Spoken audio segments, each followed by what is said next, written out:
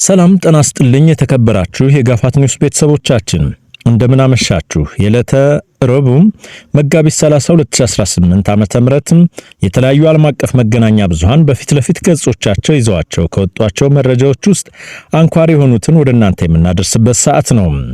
በሆርሙዝ ወሽመጥ ተዘግቶባቸው የቆዩ የተለያዩ ሀገራት መርከቦች እንቅስቃሴ መጀመር ስለማሳየታቸውና አሜሪካና ኢራን ገብተውት ያሉትን የተኩስ አቁም ስምምነትም በደቂቃዎች አሊያም ደግሞ በሰከንዶች ልዩነት ውስጥ ሊጣስ ይችላል ስለመባሉና ሌሎች የተለያዩ ቀጠናዊና ዓለም አቀፋዊ ጉዳዮችን ወደ እናንተ የምናደርስ ይሆናል። እስከ ፍጻሜ ድረስ አብራችሁን ቆዩ።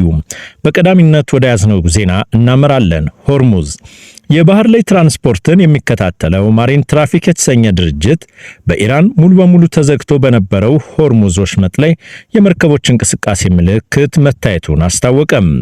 በወሽመጡ አንድ በግሪክ ባለቤትነት የተያዘችና ሌላ ደግሞ በላይቤሪያ የተመዘገበች መርከብም ማለፋቸውን ጠቅሷል። ቢቢሲ የመረጃውን ትክክለኛነትም ከገለልተኛ ወገኖች እያጣራ ሲሆን የማሪታይም ትራፊክ መረጃ እንደሚያሳየው ከሆነ ግን በርካታ መርከቦች እንቅስቃሴ መጀመራቸውን ነው። ባለፉት 40 ቀናት ውስጥ በወሽመጡ ላይ የሚደረግ የመርከብ እንቅስቃሴ ያለ መግባባት ምንጭ ሆኖም ቆይቷል።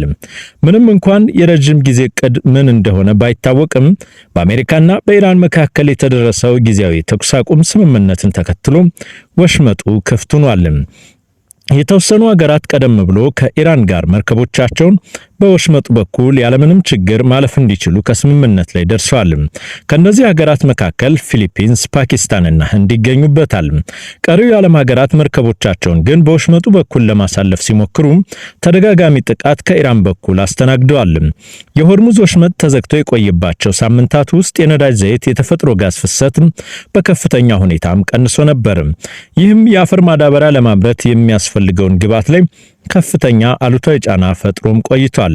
የኢራን ውጭ ጉዳይ ሚኒስትር አባስ አርጋቺም በቀጣይ 2 ሳምንታት ውስጥ በሆርሙዝ ወሽመጥ በኩል ከኢራን ጦር ጋር በመተባበርና የቴክኒክ ቀርነቶችን ከግንዛቤ በማስገባት ያለምንም ችግር ማለፍ ይችላሉ ብለዋል። የተኩስ አቁም ስምምነቱን ምክንያት በማድረግ ዶናልድ ትራምፕ የአሜሪካው ፕሬዝዳንት ዶናልድ ትራምፕ ለኢራን የጦር መሳሪያ ሲያቀርቡ የነበሩ ሀገር አሁኑኑ ታሪፍ ይጣልባቸዋል ሲሉ ዛቱ። በኢራንና አሜሪካ መካከል የተኩስ አቁም ስምምነት መድረሱን ተከትሎ በዚህ ጦርነት ላይ ለኢራን የጦር መሳሪያ ሲያቀርቡ የነበሩ ሀገራት ላይ በነጩ ቤተ መንግስት በሰጡት መግለጫ ታሪፍ እንጥላለን ሲሉም አስጠንቅቀዋል። ትራምፕ በግል ማህበራዊ ድረገጻቸው ላይ ባሰፈሩት ሌላኛው መልእክታቸው ደግሞ ለኢራን የጦር መሳሪያ ሲያቀርቡ የነበረ አገር ለአሜሪካ የሚሸጠው ማንኛውም ዕቃ ላይ ካሁን ጀምሮ ተግባራዊ የሚሆን 50% ታሪፍ እንደሚጣልበትም ተናግረዋል። ትራምፕ በዚህ የማህበራዊ ልጥፋቸው ላይ ምንም የሚተው ወይንም የሚቀር ነገር የለም ሲሉ ሙሉ በሙሉ ታሪፉ ተፈጻሚ እንደሚሆን አስታውቀዋል። ትራምፕ ለኢራን መሳሪያ ሲያቀርቡ ነበሩ ያሉትን ሀገር በስም ግን አለመጥቀሳቸው በብዙዎች ዘንድ ጥርጣሬ ውስጥ ከቷቸዋል። ትራምፕ በዚሁ መልእክታቸው ላይ ከኢራን ጋር በቀረቡበት እየሰሩ መሆናቸውን ተናግረዋል። ዩናይትድ ስቴትስ ከኢራን ጋር ትሰራለች ያሉትን ፕሬዝዳንት ትራምፕኛ የወሰነውን በጣም ውጤታማ የሆነ የስርዓት ለውጥ ነው የተካሄደውም ብለዋል። ትራምፕ ኢራንን ዩራኒየምን አታበለጽግም ያሉ ሲሆን አሜሪካ ከቴህራን ጋር በመሆን በጥልቅ የተቀበሩትን የኒውክሌር ብናኞችን በመቆፈር ታስወግዳለችም ብለዋል። አሁን በሳተላይት ቅኝት የት ሰፈር ላይ በትክክል እንደሚገኝ እየለየን ነው ብለዋል። አክለውም ጥቃት ከተፈጸመበት ዕለት ጀምሮ ምንም የተነካ ነገር የለም። ከኢራን ጋርም ስለ ታሪፍና ማዕቀብ እፎይታ ተነጋግረናል፣ እየተነጋገርንም ነው። አብዛኞቹ 15 ነጥቦች የስምምነት ነጥቦች ማለታቸው ነው። ቀድሞውንም ከስምምነት ላይ ተደርሰዋልም ብለዋል።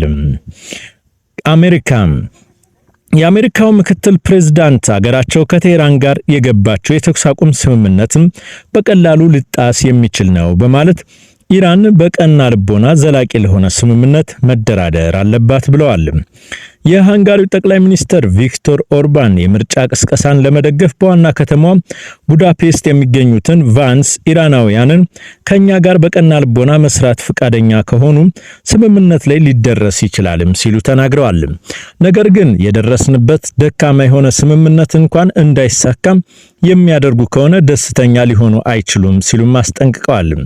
ኢራን ከአሜሪካ ጋር በሚደራደር ውስጥም ሚና የነበራቸው የፓኪስታኑ ጠቅላይ ሚኒስትር ሼህባዝ ሻሪፍም በሁለቱ ሀገራት መካከል ሁሉንም አለመግባባቶች ለመፍታት የሚያስችል መደምደሚያ ላይ ለመድረስ የሚያስችል ድርድር ለማድረግ የሚደረገውን ውይይት ኢስላማባድ ፓኪስታን ውስጥ አርብ ዕለት እንደምታስተናግድ ተናግረዋል። የኢራን መገናኛ ብዙሃን ቫንስም የአሜሪካ ተደራዳሪ ልዑክ ቡድንን እንደሚመሩ የዘገቡ ሲሆን ዋሽንግተን ግን በዚህ ጉዳይ ላይ ዝምታን መርጣለች።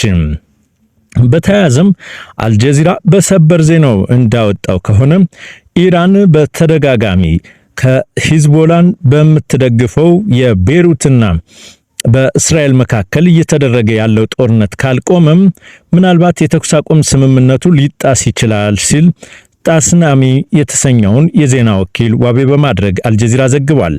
አልጀዚራ በዘገባው በቤሩት በተደጋጋሚ የሚደርሱ ጥቃቶች እስካልቆሙ ድረስ በዚህ የኢራን አሜሪካ የተኩስ አቁም ስምምነት ውስጥ ከዋሽንግተን በተጨማሪ ቴል አቪቭና ቤሩት የተኩስ አቁም ስምምነት ማድረግ እንዳለባቸው ተጠቅሷል።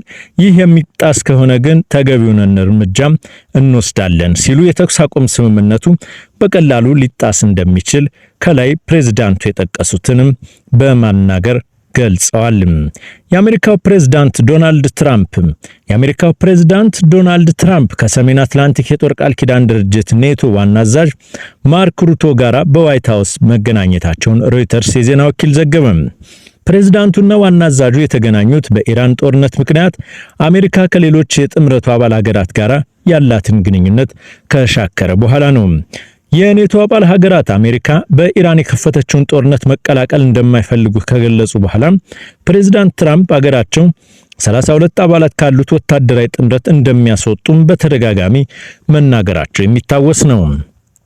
ትራምፕ ከኔቶ ጋር ያቃረነው የኢራን ጦርነት የሚያስቆም የ2 ሳምንት የተኩስ አቁምም መደረጉንም ይፋ ሆኗል።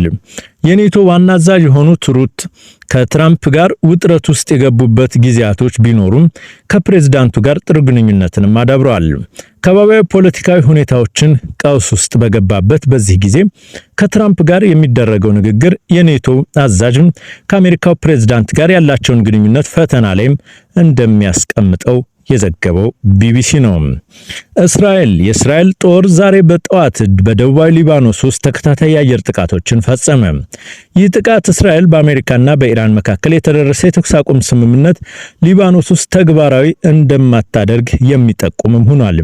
ምናልባት ይህ ጥቃትም በተለይም በአሜሪካና በኢራን መካከል የተደረሰውን የ2 ሳምንት የተኩስ አቁም ስምምነት ላይ ጥቁር ጥላም የጣለ ሆኗል። ምናልባት ኢራንም የምትደግፈው ሂዝቦላ በዚህ ልክ በእስራኤል ከተመታባት የተኩስ አቁም ስምምነቱን አቁማ ወደ ጎረቤት ሀገራትና ወደ እስራኤል የምታስወነጭፍም ይሆናል ሲሉ ብዙዎቹ የአካባቢው ፖለቲካ ተንታኞች እየተናገሩ ነው። የእስራኤል መከላከያ ሰራዊት ኢራን ላይ የሚፈጽመውን ጥቃት ማቆሙን፣ ሊባኖስ ውስጥ የሚካሄደውን ዘመቻ ግን እንደሚቀጥል ግን አስታውቋል። በደቡባዊ ሊባኖስ የሚገኙ ቴሪና ናባቲሃ አካባቢዎች ረቡዕ ጠዋት ጥቃት የፈጸመችባቸው የተኩስ አቁም ስምምነቶቹ ይፋ ከተደረገ በኋላ ነው። የእስራኤሉ ጠቅላይ ሚኒስትር ቤንያሚን ኔታንያሁ የተኩስ አቁሙ በኢራን ከሚደገፈው የሊባኖስ ታጣቂ ቡድን ሂዝቦላ ጋር የሚካሄደውን ግጭት ያካትታል መባሉን ውድቅ ማድረጋቸውን ነው የገለጹትም። የሊባኖስ መንግስትና ሂዝቦላ እስካሁን በጉዳዩ ላይ አስተያየትም አልሰጡም። ስምምነቱን ያሸማገለችው ፓኪስታን በበኩሏ ተኩስ አቁሙ ሊባኖስንም እንደሚያካትት በተደጋጋሚም እየገለጸች ነው። ባለፉት ቀናት ኢራን በምታደርገው ድርድር ውስጥ በሊባኖስ የሚደረገውን ግጭት እንድታካትት ሂዝቦላ መጠየቁም ተዘግቦ ነበር። የእስራኤል መከላከያ ሰራዊት ባወጣው መግለጫ ኢራን ውስጥ የሚፈጸመውን ተከታታይ ጥቃት ማጠናቀቁንም ገልጿል። ከፖለቲካዊ አመራሩ በድር መሰረትም መመሪያ መሰረት እየወረደ ኢራንን ማጥቃቱን እንዳቆመም አክለዋል። እስራኤል ላይ ለሚፈጸመው ማንኛውም ጥሰት ለመከላከል ከፍተኛ ዝግጅት ማድረጉንም ጠቅሷል። ሊባኖስና ሂዝቦላን በተመለከተ ግን የእስራኤል መከላከያ ሰራዊት ያለው ምድር ዘመቻም ማከናወኑን ይቀጥላል ብሏል። እስራኤል በበኩሏ የሊባኖስ ግዛትን ተቆጣጥራ የመቆየት እንዲሁም ደንበሩ ውስጥ የደህንነት ዞን የማቋቋም እቅድ እንዳላትም ገልጻለች። የእስራኤል ወታደሮች ሊባኖስን የወረሩ ሲሆን ይህም እርምጃቸው የአገሪቱን ክፍሎች ተወረው እንደተያዙ እንዲቀሩ ያደርጋል የሚል ስጋትንም ፈጥሯል። እስራኤል ወረራ በምትቆየው የሊባኖስ ግዛት ውስጥም የሚገኙ ቤቶችም እንደምታፈርስና ነዋሪዎችም ወደ መኖሪያቸው እንዲመለሱም እንደማትፈቅድም አስታውቃለች። ዋሽንግተንና ቴህራን የተኩስ አቁም ማድረጋቸውን ተከትሎ የተባበሩት አረብ ኤሚሬቶች ፕሬዝዳንት አማካሪ ከጦርነቱ መጀመር አንስቶ በተከታታይ የኢራን ጥቃቶችን ያስተናገደችው አገራቸው ድል ማድረጓን ተናግረዋል። አማካሪው አንዋር ጋርጋሽ ሉዓላዊትና ክብርት እንዲሁም ክህደት በተሞላበት ጥቃት ፊት ስኬቶቻችን ባስጠበቀ ድንቅ ብሔራዊ መከላከያ ድል አድርገናልም ብለዋል። ኤሚሬቶች ዛሬ ላይ የገዘፈ ተጽዕኖ የማሳደር አቅም፣ የሰላ እይታ እንዲሁም በወደፊት ላይ ተጽዕኖ ለማሳደርና ለመቅረጽ የሚያስችል ይበልጥ ጠንካራ አቅም እንዳላት አማካሪዋ ጠቅሰዋል። ይህንንም ጠቅሰው ውስብስብ የሆነውን ቀጠናዊ ሁኔታ ለመምራትም ወደፊትም እንጓዛለን ብለዋል። የሀገሪቱ መከላከያ ሚኒስቴር ጦርነቶቹ ከተጀመሩ አንስቶ ያከሸፋቸውን የኢራን ጥቃቶችን በተመለከተ በየጊዜው መደበኛውን መረጃ ሲያወጣ ቆይቷል። ማክሰኞ ዕለት የወጣው መረጃ እንደሚያሳየው እስካሁን ድረስ 2221 ድሮን፣ 26 ክሩዝ ሚሳኤል እና 520 ባላስቲክ ሚሳኤሎች ወደ ተባበሩት አረብ ኤሚሬቶች ተተኩሷል። የኦማን ውጭ ጉዳይ ሚኒስትር አሜሪካና ኢራን የተኩስ አቁሙ ላይ መድረሳቸውን በበጎ ተቀብሎታል። ፓኪስታን ለማሸማገል ያከናወነችውን ስራ እውቅና የሰጠው ውጭ ጉዳይ ሚኒስተሩ ወደ ቋሚ ተኩስ አቁምን ለመድረስ ወደፊት በሚደረጉ እንቅስቃሴዎች ላይ ጥረቶችን ማጠናከር አስፈላጊ እንደሆነ አጽንኦት ሰጥቷል። ክቡራትና ክቡራን የጋፋት ኒውስ ቤተሰቦቻችን የተለያዩ ዓለም አቀፍ መገናኛ ብዙሃን በፊት ለፊት ገጾቻቸው ከያዟቸው ዜናዎች ውስጥ ዋና ዋናዎቹን ወደ እናንተ አደረስን። ስላዳመጣችሁን እናመሰግናለን።